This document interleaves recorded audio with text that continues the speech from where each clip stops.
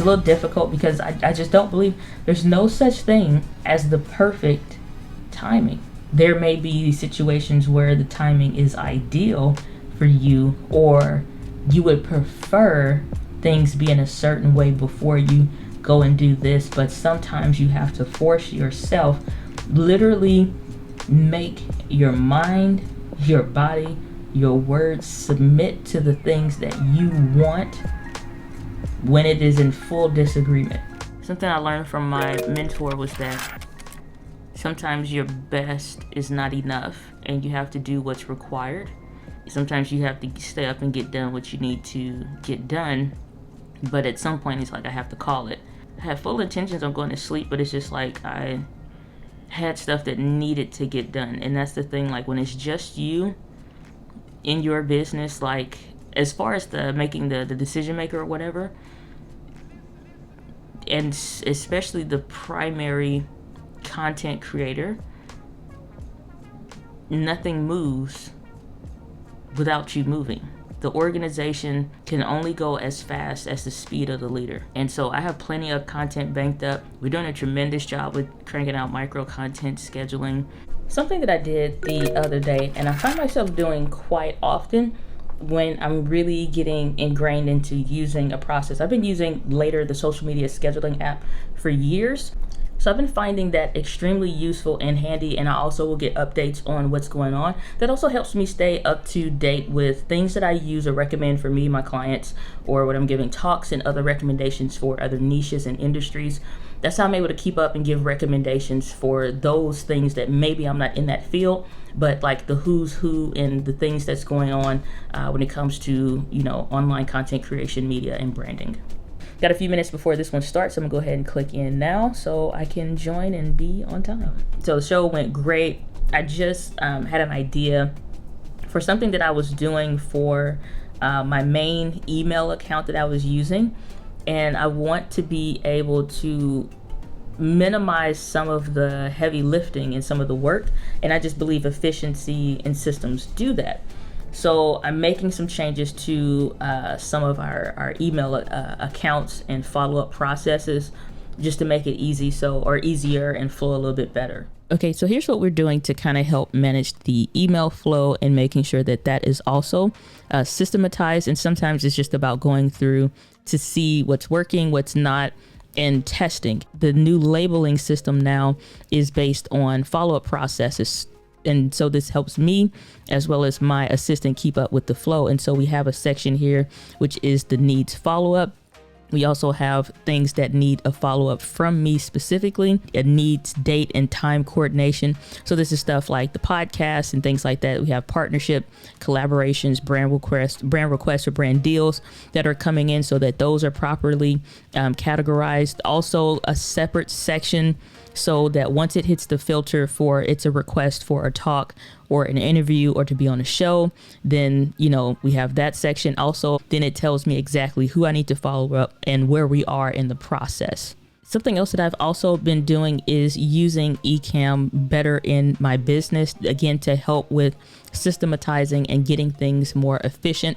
So when I have a client call that is scheduled, I can separate using the folder system. Like I can click here and just create a new folder. Obviously, wherever it is, it will start creating a new one, and then you can drag that kind of around if you want to. And so what I can do is based on the call, and if I'm knowing I'm not going to need to use a screen share or I need to share the feed for the camera, then what I can do is come down here and click on this new camera feed, bring that in and set it up based on what that person is calling about and what their needs are, which is super duper helpful. What I'm finding is I get lost in the emails and distracted, and that's on me. Things that are filtered and should be under the needs of a follow-up for coordination or something. Maybe it's a conversation that I initiated that now I'm gonna get out this chair. I'm tired of sitting in this chair.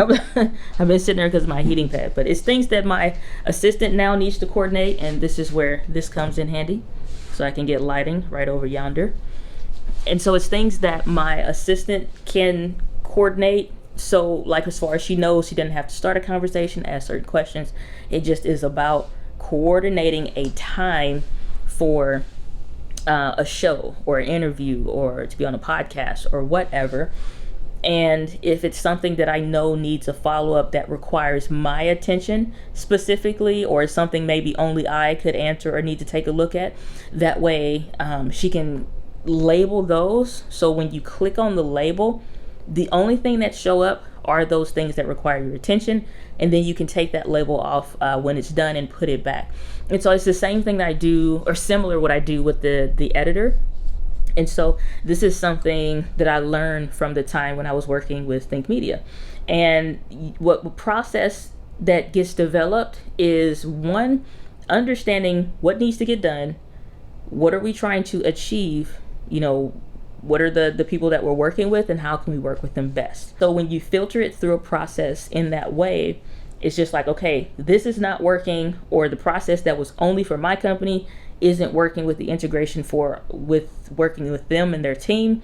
And so we had to find a better happy medium of doing that. And so you'll have 3 folders. You'll have your first one are things that need to be reviewed. You have things that now go back for revision, which I had a revision process set up, but this is so I think it just works, this system specifically works best with contracted employees in this way. And so that way it goes for needs revisions, and then you have the final approvals. So if I'm putting something, you only need to check the needs revisions file or folder. You only need to look at those things in there. Things that go to final approval are approved. You have notes and comments and things like that in Dropbox that you can leverage and stuff like that. So a lot of what this week has been about is doing stuff like that, and just still paying attention to what's working and what's not working. And then how can you be more efficient with what you are doing? What? I know better right now. Hell no. Is thou self-embarrassed? Look at my work of art. What? My work of art. What is it, a mirror? I'm gonna put, no, it's a monitor. I'm gonna make that into a smart monitor. You seen them? They're called dashboards. And so it's what is it like? It's through a Raspberry Pi unit, kind of like through line. And so there's a website called Dax. There's a few different types of websites, and you customize it with your calendar, maps, news, and stuff like that. It's a smart. Yeah, say what you say now. Listen. Yeah, bro. So it's gonna be right there. Yeah.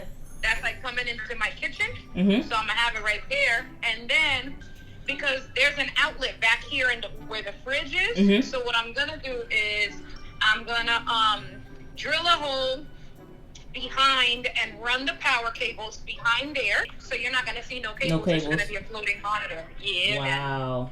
A conversation that I just recently did, where it is from yesterday's podcast, and so they have already made a piece of content that makes sense for this, and so you can kind of see that there. I can repurpose something that they have already used, or the piece that they've pulled, remove some of those other elements and crop those bits out and repurpose that. And then I always try to make sure I get a copy of a talk or an interview that I've done, so that me and my team, and we can edit and chop those up and put that stuff in our own form of micro content to reproduce and reshare and stuff like that. Really dope interview, really pumped and excited for it.